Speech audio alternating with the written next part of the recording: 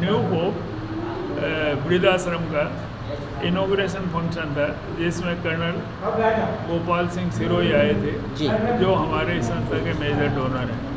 उन्होंने अपने हाथ से ये जो हॉल बना है 46 बाई 16 का और 2 टॉयलेट भी साथ में बने, ये 20 लोगों के रहने सहने के लिए काफ़ी पर्याप्त और अच्छी हेडरूम वगैरह है बनाया गया है।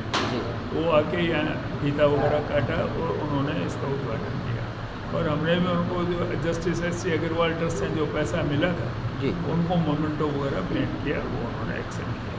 नमस्कार जी। नमस्कार। मेरा नाम कमलेश चंद्र जाजू है, मैं इंजीनियर हूँ और 16 सेक्टर में रहता हूँ, पुराना गंगानगर ज़िले का रहने वाला हूँ। मुझे इंजीनियर रामनिवास जी जवर जो 86 साल के हैं उनके साथ काम करके बहुत अच्छा लगता है। ये निस्वार्थ भाव से सेवा करते रहते हैं 86 साल की उम्र में भी, और इंजीनियर हैं, इनके दोनों बेटे भी इंजीनियर हैं, काफ़ी पैसे वाले हैं, फिर भी ये लोगों के चलते से ही करते हैं जिससे लोगों को सुधार दें। मैं आपसे निवेदन करता हूँ कि घर में कोई सुख दुख आए तो आप थोड़ी वृद्धाश्रम में मदद करें, चाहे खाने की हो, चाहे कपड़ों की हो, चाहे दवाई की हो। यहाँ सब तरह की ज़रूरत रहती है। 40 के करीब लोग औरत और आदमी है जो कुछ मेंटली रिटार्डेड भी हैं, तो आप ऐसे लोगों की सेवा करके नर ही नारायण सेवा को करें, साकार करें। सरोज जाजू, मिसेज जाजू, मिसेज केसी जाजू जी। और मैं आज पहली बार आई हूँ यहाँ। मेरा मन कर रहा था अभी सबको देख के आऊँ। जी। बहुत अच्छा लग रहा है, यहाँ सबकी सेवा हो रही है अच्छे से और ये काम बहुत बढ़िया हो रहा है। बहुत अच्छा। नमस्कार, मैं सही कृष्ण और इस समय सेक्टर 8 थाने में पोस्टिंग हूँ जी। 2013 में हमने ये सेवा शुरू की थी, लेकिन आज जो महान हस्तियाँ मिस्टर जावर जी, जाजू जी और हमारे गुप्ता जी हमारे बीच में हैं, मिस जावर जी हमारे बीच में हैं जी। और जैसे कर्नल साहब आज गए ही हैं, तो इन महान हस्तियों का जो सहयोग मिला है, मुझे ये लग रहा है कि हम अपने सपने में जल्द ही कामयाब होंगे।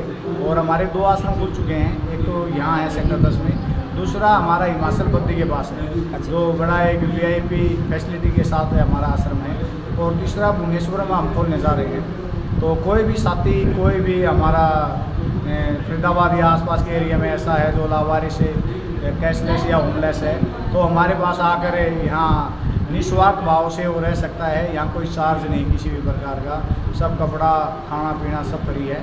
और कोई भी व्यक्ति ऐसा जो रिटार्डेड है और जो अच्छी फैसिलिटी चाहता है, तो हमारी एक पेड फैसिलिटी है हिमाचल में, वो वहाँ ले सकता है और अपना जीवन आराम से व्यतीत कर सकता है। इसके साथ साथ हमारी एक मिसिंग पर्सन हेल्पलाइन चली हुई है। मिसिंग पर्सन हेल्पलाइन के साथ हम जो है गुमशुदा व्यक्तियों को तलाश करके उनकी फैमिली से मिलाने का काम करते हैं।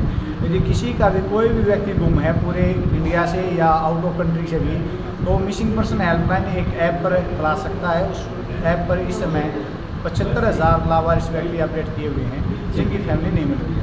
आपका ज़्यादा समय न लेते हुए आपके मीडिया का, न्यूज़ टुडे हिंदुस्तान का मैं तहे दिल से धन्यवाद करता हूँ कि उन्होंने हमें बोलने का मौका दिया। Thank you. जय हिंद।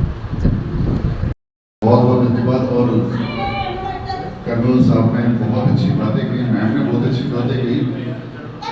मेरा नाम वीरेंद्र गौड़ है और मैं भारतीय रेड क्रॉस सोसाइटी का उप संरक्षक हूँ और बहुत सारे NGOs में मैं काम करता हूँ। गवर्नमेंट जॉब से रिटायर्ड हूँ और रिटायर होने के बाद भी मैं बद्रा हॉस्पिटल में फरीदाबाद जन संपर्क अधिकारी के तौर पर कार्य करता हूँ। कृष्ण लाल जी और मैम अनीता मलिक जी, मैं बहुत लंबे समय से इनके कार्यविधि को देख रहा हूँ, इनके सामाजिक कार्यों को देखता हूँ।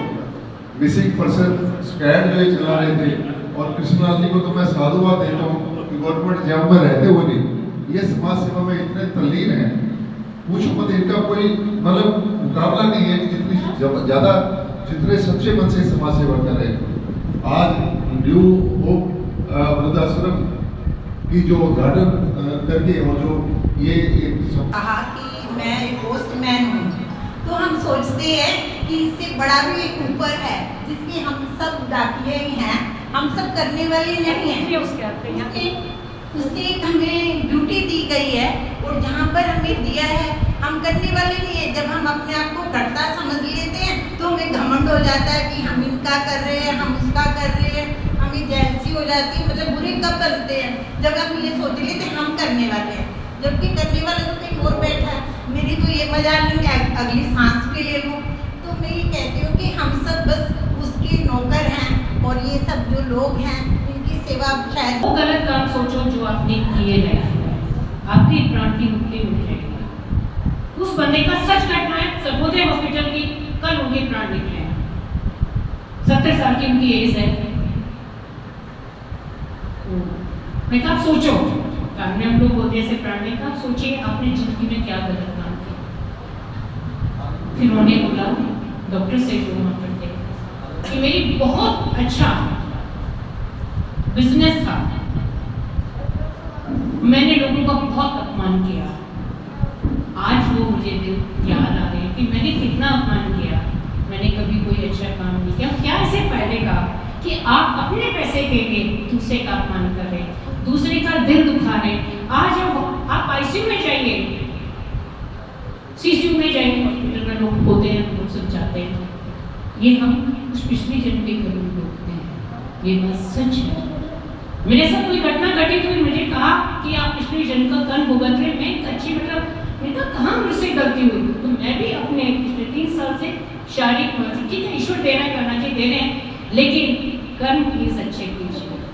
ये लौट के जरूर होते हैं जो मुझसे यहाँ बड़े बैठे हैं। हाथ जोड़ के विनती है, कभी किसी से अपशब्द मत करो, किसी का पैसा पता नहीं, किसी के अपशब्द हमें कब भारी पड़ जाए, कर्मा वापस जरूर आता है।